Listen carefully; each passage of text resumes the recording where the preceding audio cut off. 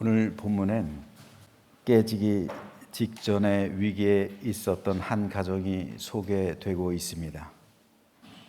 에브라임 사람 엘가나의 가정입니다. 이 가정은 엘가나라는 한 남편과 한나와 브닌나라는 두 명의 아내로 구성되어 있었습니다. 한 남편과 두 명의 아내가 한 집에 살고 있었습니다. 사랑과 전쟁이죠. 그 가정의 위기는 여기서 시작됩니다. 아브라함의 가정도 그랬어요. 사라만 있을 땐 괜찮았는데 아내의 자리에 하갈이 들어오니까 가정에 불화가 생깁니다. 그 불화와 반목과 싸움이 지금까지도 이어지고 있어요. 아랍 사람은 하갈의 후손들이죠. 이 하갈이 사라의 눈을 피해서 아들 이스마엘과 함께 광야로 도망갈 때 얼마나 사라와 그 아들 이삭을 원망했을까요? 그런데 그 원한이 오늘날까지 이어지고 있는 거예요. 야곱의 가정도 그렇습니다.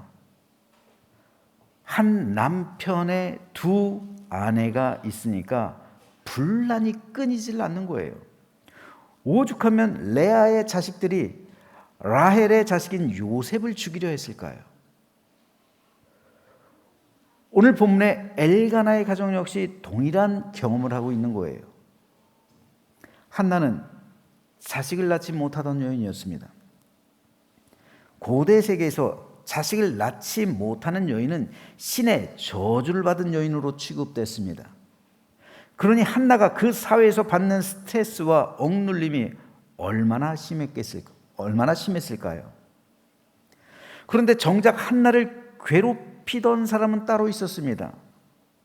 바로 브닌나라는 엘가나의 다른 아내였습니다. 우리말 성경에서는 2절에서처럼 한 사람의 이름은 한나요, 한 사람의 이름은 브닌나라고 되어 있지만 히브리어 원문으로 보면 첫째가 한나요, 둘째가 브닌나라고 기록되어 있습니다. 원래는 한나만 부인이었는데, 아내였는데 한나에겐 자식이 없잖아요. 아마도 엘가나는 그래서 브닌나를 또 다른 아내로 삼았을 겁니다. 그런데 그 이름처럼 브닌나는 아이를 잘 낳았어요. 브닌나라는 이름의 뜻은 다산이라는 뜻이에요. 오늘 보면 2절에 보면 브닌나에게는 자식이 있고 라는 표현이 나오는데 히브리어 원문으로 보면 브닌나에게는 아들들과 딸들이 있었다라는 의미예요. 아들들과 딸들이 있었다는 복수형으로 봐서 브닌나는 여러 명의 자식들이 있었던 겁니다. 그만큼 브닌나는 한나와는 달리 그 당시 사회에서 복 있는 여인으로 여겨졌던 거예요. 그런데 이렇듯 복을 얻은 여인 브닌나가 복이 없는 여인 한나를 괴롭히기 시작한 거예요. 왜 그랬을까요? 그 이유가 4절과 5절에 이렇게 기록되어 있습니다. 화목제물을 드리는데 그 드리고 나서 이 고기를 분배하는 거예요. 그런데 엘가나가 브닌나와 그 자식들한테는 공평하게 한 몫씩을 나눠줘요. 그런데 한나에게는 갑절을 나눠주고 있는 거예요. 이게 브닌나의 마음에 불을 지른 거예요. 엘가나의 자식들을 많이 낳은 자신보다 아이도 낳지 못한 여인인 한나를 엘가나가 더 사랑하는 것에 심각한 질투를 느끼는 거죠. 실제로 엘가나는 정말로 한나를 사랑했어요. 8절에 보면 엘가나가 한나를 얼마나 사랑하는지 아이를 낳지 못하고 있는 한나를 향해서 내가 그대에게 10 아들보다 더 낫지 아니하냐라고 위로의 말을 주는 거예요. 그 정도로 엘가나는 한나에게 자상하고도 따뜻한 남편이었습니다. 그런데 분인나의 입장에서 볼 땐 이게 견디기 못할 정도로 싫은 거예요. 그 꼴 보기 싫어 죽겠는 거예요. 그래서 분인나는 대놓고 한나를 괴롭히기 시작하는 거예요. 6절에 보면 그의 적수인 분인나가 그를 심히 격분하게 하여 괴롭게 하더라는 표현이 나옵니다. 여기서 그의 적수라는 말은 히브리어 원어로 그녀의 고통이란 뜻이에요. 분인나가 한나에게 있어서 고통스러운 존재가 되었다는 말입니다. 분인나가 얼마나 한나에게 고통을 주었는지가 그를 심히 격동케 하였다라는 표현하고 괴롭게 하더라라는 이 6절 말씀에 들어있는 거예요. 그래서 격동케 했다라는 말은 히브리어로 격노하게 했다, 진노하게 했다, 극도로 화가 치밀어 오르게 했다라는 뜻이에요. 화가 나서 견딜 수 없을 정도의 고통을 주었다는 말입니다. 또 괴롭게라는 말은 사무엘서에 이 단어가 4번 쓰였는데요, 오늘 본문에 사용된 것을 제외하고 나머지 3번은 우레라고 번역이 됐어요. 즉 우레라는 이 단어와 오늘 본문에서 괴롭게라는 단어는 정확히 일치해요. 히브리어로 똑같아요. 다시 말해서 우레가 쳐서 간담을 녹이듯이 분엔나가 우레를 쳐서 한나의 간담을 녹게 했다는 거예요. 우레처럼 고함쳤다는 거예요. 한나를 향해 소리 질렀다는 겁니다. 그래서 괴롭게 했다는 거예요. 분인나가 한나를 어떤 말로 괴롭혔는지는 안 봐도 뻔해요. 어떻게 해야 한나가 그 우레와 같은 그 소리를 듣고 간담이 녹아지고 화가 극도로 어찌할 수 없을 정도로 화가 치솟았을까요? 무슨 말을 했을까요? 애도 못 낳는 게, 사람 구실하지 못하는 게, 애를 낳아봤어야 알지, 이런 말이요. 뻔하죠? 사랑과 전쟁이잖아요. 분인나는 남의 아픔을 찔러대고 남의 약점을 조롱한 거예요. 싸우더라도 남의 아픔이나 약점 물고 늘어져서는 안 돼요. 이건 최악입니다. 최악의 사람이에요. 여러분, 부부싸움을 하더라도 매너가 있어야 돼요. 이런 약점, 이런 남의 고통을 찔러대고 조롱하는 건 최악이에요. 이건 씻을 수 없는 상처입니다. 만일 여러분이 한나처럼 그런 일을 당하면 어떻게 할까요? 어떻게 하시겠어요?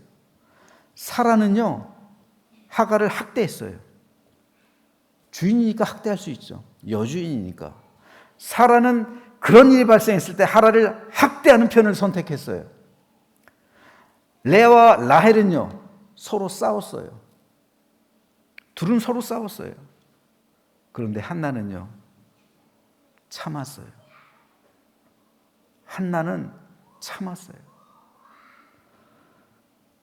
머리끄댕이 잡고 싸우고 싶고 욕이라도 시원하게 해주고 싶은 게 사람 마음이에요. 남편에게 일러 바치고 싶고 이웃 사람들에게 호소하고 싶은 것이 여인의 마음입니다. 그런데 한나는 그렇게 하지 않았어요. 그럼 한나는 어떻게 했을까요? 그 반응이 7절에 이렇게 기록되어 있습니다. 매년 한나가 여호와의 집에 올라갈 때마다 남편이 그같이 하매 분인나가 그를 격분시키므로 그가 울고 먹지 아니했다. 울고 먹지 아니했다. 10절엔 또 이렇게 기록되어 있습니다. 한나가 마음이 괴로워서 여호와께 기도하고 통곡했다. 이 3가지 반응이요. 울고 먹지 아니했다. 여호와께 기도하고 통곡했다. 한나의 반응은 3가지인데 첫째, 울었다는 거예요. 그런데 이 눈물은 남편 앞에서 흘린 눈물이에요. 한나가 의지할 사람이 누구밖에 없어요? 남편밖에 없어요. 그러니까 남편 앞에서 우는 거예요.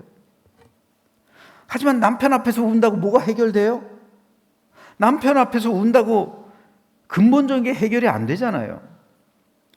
그저 10아들보다 내가 낫지 않느냐, 그러니 그만 울어. 이것이 엘가나가 해줄 수 있는 최상의 위로예요. 엘가나는 이런 위로를 해 주었지만 근본적인 문제가 해결되지는 않았어요. 한나의 반응 두 번째는요, 먹질 않았어요. 여기서 먹지 않았다는 말은 단순히 음식을 입에 대지 않았다는 의미가 아니에요. 이 음식이 어떤 음식이에요? 화목제물이잖아요.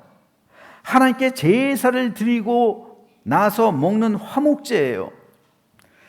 그런데 한나는 화목제를 가족끼리 먹는 것을 거부했다는 거예요. 화목제물은 하나님의 은혜에 대한 감사로서 드리는 제물이에요. 그래서 다른 제사와는 달리 그 드려진 제물을 온 가족끼리 둘러 앉아서 감사하면서 먹는 거예요. 그런데 온 가족끼리 감사하면서 둘러 앉아서 화목제물을 먹기를 한나는 거부했다는 거예요. 왜요? 그 자리에 분인나가 있잖아요. 분인나의 자식들이 있잖아요. 자기만 껴있는 거예요.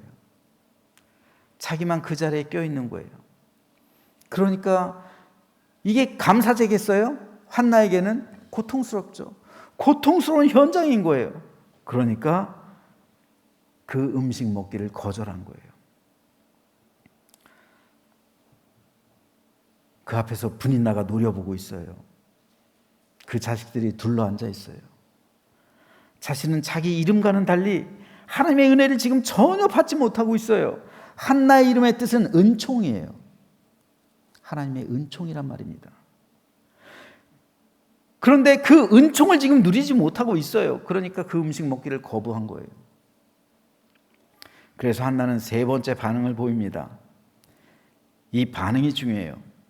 그게 뭡니까? 여호와께 기도하고 통곡했다. 한나는 하나님의 전으로 가서 음식 먹기를 거부한 후에 하나님의 전으로 가요. 그리고 하나님 앞에서 통곡하면서 기도한 거예요. 여기서 눈물은 엘간 앞에서 흘린 눈물과는 달라요. 이건 하나님 앞에서 흘린 눈물이에요. 기도하면서 흘린 눈물입니다. 그리고 드디어 한나는 그 기도 가운데 중대한 결심을 하는 거예요. 오늘 본문 아래에 기록된 11절의 기도 한번 읽어보겠습니다. 소원하여 이르되 만군의 여호와여, 만일 주의 여종의 고통을 돌보시고 나를 기억하사 주의 여종을 잊지 아니하시고 주의 여종에게 아들을 주시면 내가 그의 평생에 그를 여호와께 드리고 삭도를 그의 머리에 대지 아니하겠나이다. 왜 하나님께서는 한나에게 자식을 주지 않으셨을까요? 저는 그 이유가 한나로부터 바로 이 기도를 이끌어내시기 위함이었다고 생각합니다. 하나님은 한나를 향한 놀라운 계획을 갖고 계셨습니다. 한나에게서 이스라엘의 위대한 지도자 사무엘을 낳게 하시려고 계획하셨던 거예요. 그것을 위해서 하나님은 태를 닫으시고 때를 기다리신 거예요. 그때까지 하나님은 한나의 이 태를 닫으셨던 겁니다. 이 때가 언제입니까? 오늘 본문 아래에 있는 11절에 기록되어 있는 소원하여 이르되, 한나가 소원하는 때까지요. 그 때를 기다리신 거예요. 그럼 한나는 무슨 소원을 했습니까? 아들을 주시면 그 아들을 하나님께 드리겠습니다. 이 때요. 이 소원이요. 그 아들을 하나님께 드리겠다는 소원은 함부로 하거나 쉽게 할 수 있는 게 아닙니다. 한나가 그 아들을 하나님께 드리기로 소원하는 순간 그 아들은 더 이상 한나의 것이 아니에요. 하나님 것이 되는 거죠. 제가 10살 때 제 모친께서 하나님께 소원 기도를 했어요. 이 아이 하나님께 드리겠습니다. 하나님의 종이 되게 해주십시오. 제 의사와는 상관이 없었어요. 그렇게 제 어머니는 저를 목사로 서원하셨어요. 어머니는 그때부터 저에게 목사가 되라고 말씀하셨습니다. 그래서 중학교 때부터 모든 공예배에 참석하게 했어요. 주일 저녁 예배는 물론이고 수요 저녁 예배까지 참석하게 했어요. 그때는 부흥의 시기예요. 교회가 성장하던 시기입니다. 그런데도 수요일에 중학생이 수요 예배에 참석한 사람은 없었어요. 제 주변에는 없었어요. 그러니 교회 가보면 수요일에 제 또래 아이들 나온 사람 아무도 없는 거예요. 학생들은 아무도 없는 거예요. 중학생이 수요 예배 나오는 사람이 얼마나 되겠어요. 그래서 제 어머니에게 항의했어요. 왜 다른 아이들은 하나도 안 오는데 왜 나만 가야 되느냐. 그때 제 어머니가 하신 말씀이 있어요. 너 목사 될 거잖아. 다른 이유 없어요. 너 목사 될 거니까 어렸을 때부터 훈련 받아야지. 목사 될 사람이 수요일 날도 저녁 예배도 안 나가? 이게 다예요. 그 시간에 공부할 수도 있고 그 시간에 여러 가지 학생으로서 해야 할 일이 있는데 그 시간에 예배 참석하게 했어요. 그런데 한나가 그 아들을 하나님께 드린다는 서원은 제 경우와는 차원이 다른 이야기예요. 한나는 젖을 떼고 나서부터 사무엘을 떠나보내야 돼요. 이별한 거예요. 생이별을 하는 겁니다. 어디로요? 성전으로요. 그래서 그 아들은 평생 집에서 사는 게 아니라 성전에서 살아야 했어요. 한나가 아들을 드린다는 것은 아들과의 생이별을 의미한 거예요. 평생토록요. 그런데 하나님께서는 이것을 원하셨던 겁니다. 사무엘이 누굽니까? 이스라엘의 마지막 사사이자 최초의 선지자입니다. 이스라엘의 막중한 짐이 사무엘에게 지워졌습니다. 이스라엘의 왕정을 가져오게 한 사람이 사무엘이에요. 물론 원했던 것은 아니지만 왕정 제도를 세우고 하나님의 뜻을 전한 사람이 사무엘이잖아요. 그래서 사무엘은 어려서부터 하나님 전에 있으면서 하나님의 음성을 듣고 하나님을 만나며 자라야 했습니다. 이것이 하나님의 계획이었어요. 만일 한나가 쉽게 사무엘을 가졌더라면 그 아들을 하나님께 드리는 소원 기도를 했을까요? 결코 그렇지 않았을 겁니다. 아마도 한나는 평생 사무엘을 끼고 살았을 거예요.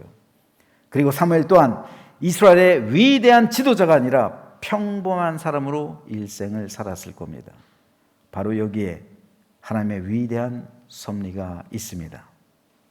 소원이란 인생의 끝자락에 서 있는 사람들이 마지막으로 하나님께 드리는 기도입니다. 그만큼 간절한 기도입니다. 고통의 울부짖음 속에서 하나님께만 소망을 두며 의지하는 기도가 소원 기도입니다. 하나님은 한나가 이 소원 기도를 하기까지 그 태를 닫고 때를 기다리신 겁니다. 한나를 괴롭게 하기 위해서가 아니라 그 태에서 나올 사무엘을 위해서였습니다. 한나가 소원을 하지 않으면 사무엘이 나올 수 없었던 거예요. 하나님은 한나가 아들을 드리겠다고 결심하며 결단하기까지 그 때를 기다리셨던 겁니다. 이것은 오늘 우리의 삶 역시 동일합니다. 혹 우리 중 한나처럼 눈물로 통곡하며 하나님 앞에 나오신 분이 있습니까? 오랫도록 기도했는데도 아무 응답이 없는 것처럼 느껴지시는 분들이 있습니까? 그렇다면 이 시간 한나의 심정이 되어서 내가 그토록 바라던 것, 그토록 간절히 소망하는 것을 하나님께 의탁하시길 바랍니다. 하나님께서 그것을 사용하시기 위해 이제까지 응답하지 않았을 수도 있다는 사실 우리 마음에 두고 한나 같은 결심과 굳건한 결단을 내리시기를 주님의 이름으로 축복합니다. 다시 한번 강조하지만 하나님은 이미 사무엘을 예비하고 계십니다. 그런데 사무엘이 태어나기 위해선 한나가 결단을 내려야 해요.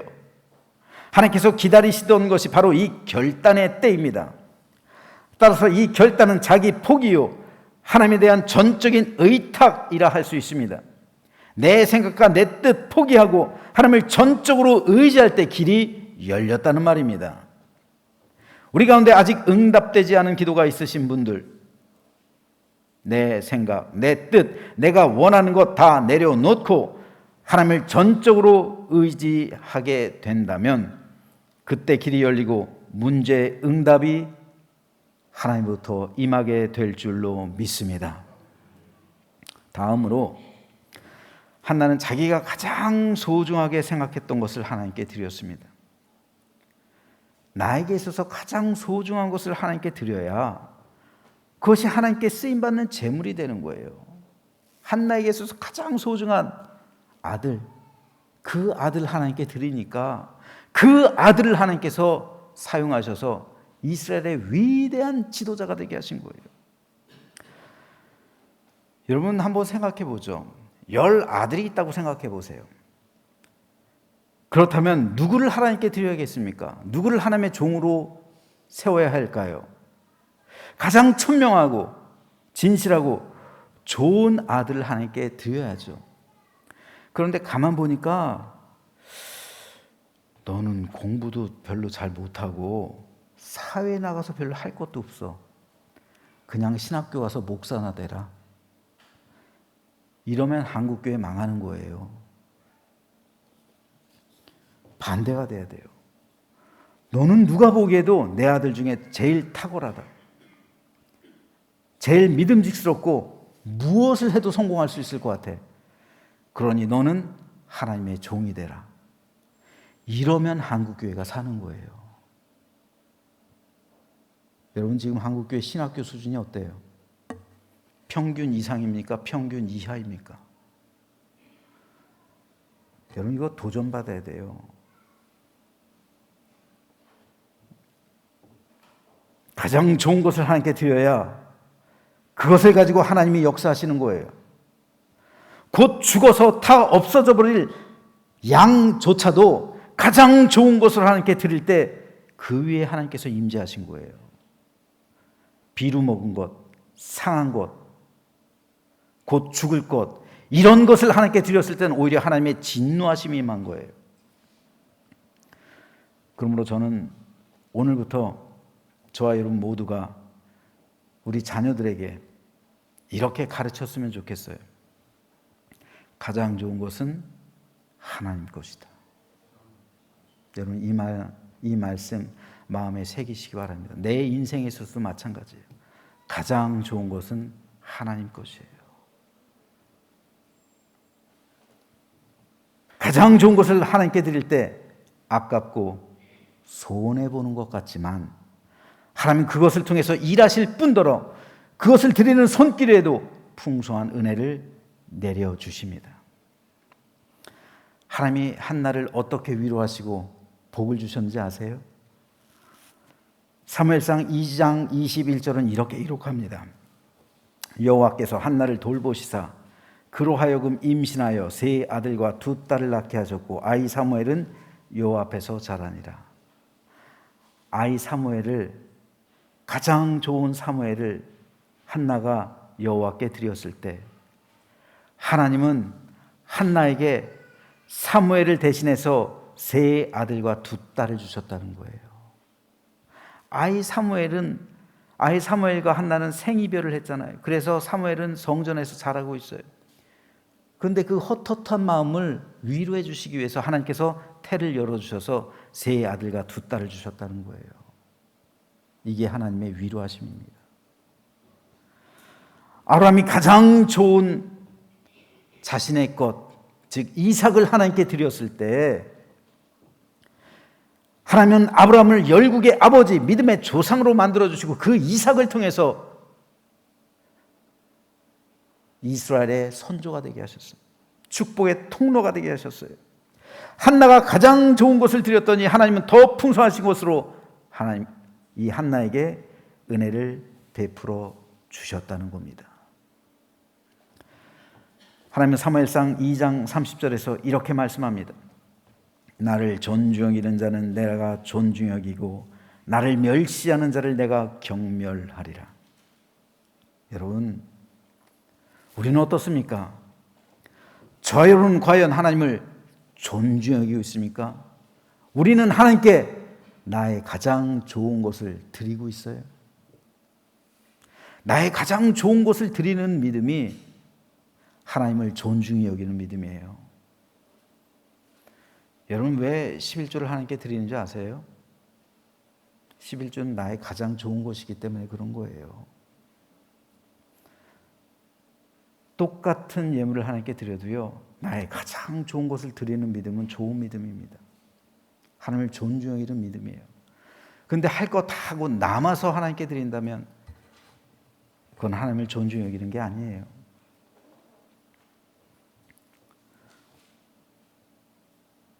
우리가 하나님을 존중히 여길 때 하나님 역시 나를 존중히 여기시고 우리 위에 크신 은혜를 폭포수같이 내려주실 줄 믿으시기 바랍니다. 한나라는 이름, 은총이라고 했습니다. 결국 한나는 그녀의 이름처럼 하나님께 은총을 받은 여인이 되었어요. 오늘 설교를 준비하면서 서구 유럽에서 여자의 이름에 많이 쓰이는 이름 1위부터 1000위까지가 있어요. 그 자료를 봤습니다. 쭉 훑어봤어요. 그랬더니 그 1000개의 이름 중에서 한나라는 이름이 몇 번째로 많이 쓰이는지 아세요? 5위입니다. 서구 유럽권에서 쓰이는 여자아이의 이름 중 5위가 한나예요. 성경에 수많은 여자의 이름이 있죠. 근데 성경에 쓰여진 이름 중에서는 한나가 1위예요. 나머지는 세속적인 이름들이에요. 그런데 브닌나라는 이름이 혹시 있나? 1위부터 1000위까지 살펴봤어요. 그러나 브닌나라는 이름은 그 1000위 안에 없습니다. 세상적으로 봤을 때 오늘 본문에서 브닌나는 하나님의 축복을 받은 여인이었어요. 그래서 다산을 뜻하는 그녀의 이름에 걸맞게 많은 자녀를 낳았습니다. 하지만 그녀의 이름은 그 이름을 브닌나를 오늘 기억하는 사람은 없어요. 그 자식들 역시 기억하지 못합니다. 성경은 자식들만 낳았지 그 자식들의 이름조차 기록하지 않아요. 그저 한나를 괴롭혔던 여인으로 기억될 뿐입니다. 하지만 한나는 오늘 본문에서 세상적으로 볼 땐 복이 없는 여인이었고 소외된 여인이었습니다. 그러나 그녀가 가장 소중한 것을 하나님께 드리기로 약속하고 결단했을 때, 하나님만을 의지하는 믿음을 갖게 되었을 때 그녀의 모든 문제가 해결되었을 뿐 아니라 사무엘이라는 위대한 선지자를 낳는 축복의 통로가 되었습니다. 그리고 하나님은 한나의 일생을 책임져 주셨습니다. 브닌나는 한나를 괴롭혔지만 결국은 하나님께서 책임져 주신 한나의 삶이 승리했던 겁니다. 이것은 오늘도 마찬가지입니다. 하나님께 나를 맡기는 사람이면 누구든지 하나님께서 그 사람의 모든 일생을 책임져 주실 것임을 믿으시기 바랍니다. 마지막으로 한나는 그 자녀를 위해 통곡의 기도로서 키웠다는 사실을 반드시 기억해야만 합니다. 사무엘은 기도의 자녀입니다. 눈물과 통곡으로 낳은 자녀요, 눈물로 하나님께 드린 아들입니다. 하지만 브닌나의 자식들은 기도하지 않은 자녀들이에요. 간절함이 없는 자녀들입니다. 눈물로 기도하지 않은 자녀들이요, 하나님을 의지하지 않은 자식들입니다. 그렇다면 하나님께서 누굴 사용하시겠습니까? 제 기억 속에 각인되어 있는 일이 있습니다. 어렸을 적에 어머니께서 저를 위해 눈물과 통곡으로 기도하는 모습을 봤어요. 자식을 위해 하나님께 눈물과 통곡으로 기도하는 엄마의 모습을 본 자녀들이 어떻게 될까요? 하나님께서 그 아이들 책임져 주지 않을까요? 하나님께서 그 어머니의 기도 기억하지 않을까요? 눈물과 통곡으로 기도하는 엄마를 가진 자녀는 그러므로 진실로 복됩니다.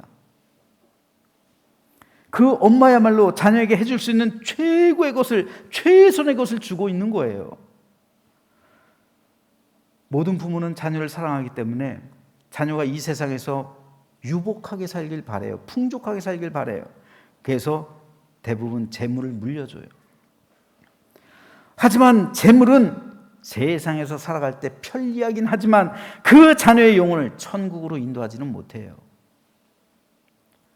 재물은 세상을 좀 더 여유롭게 살라고 주는 부모의 마음이에요. 하지만 재물이 자식을 하나님께로 인도하지 못한다고요. 그러나 눈물과 통곡으로 드리는 기도는 그 자녀를 반드시 하나님 나라로 인도할 줄로 믿으시기 바랍니다. 자식들의 기억에 그렇다면 저와 여러분은 어떤 부모로 남겠습니까?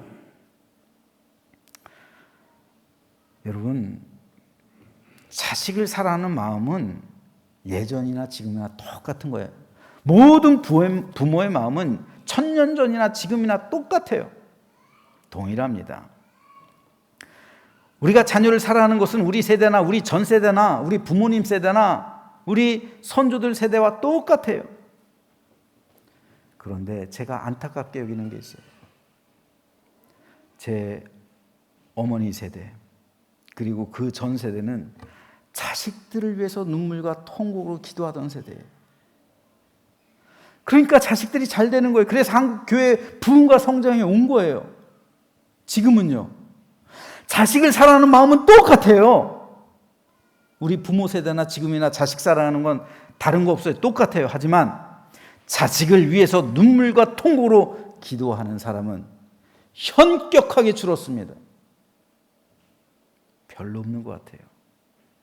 이게 다른 거예요. 그러니까 한국 교회가 쇠망하는 거예요. 그 자식들이 믿음을 갖겠어요?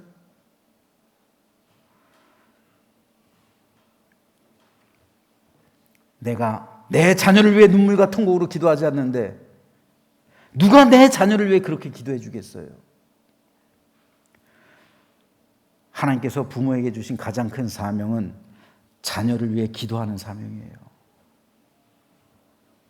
이거보다 더 큰 사명 없습니다. 자녀는 내가 기도한 만큼 하나님께 쓰임받습니다. 그러므로 저는 저와 여러분들의 자녀 손들이 사무엘처럼 하나님께 그렇게 쓰임받는 사람이 되길 바랍니다. 그러기 위해선 내가 한나처럼 돼야죠. 내가 한나가 되면 내 자식이 사무엘이 되는 거고요. 내가 브린나가 되면 내 자식이 브린나의 자녀가 되는 거예요. 그러므로 우리는 한나처럼 돼야 합니다.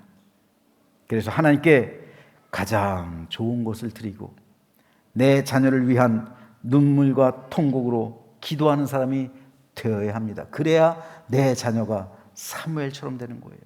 한나의 아들이 되는 겁니다. 이 시간 성령께서 우리 위에 임하셔서 이러한 삶을 살기로 결심하고 결단하는 모든 성도 위에 한나와 같은 은총을 충만히 허락해 주셔서 우리 가정이 사무엘과 같은 가정이 되고 하나님의 은혜가 흐르는 삶이 되기를 주님의 이름으로 간절히 축원합니다.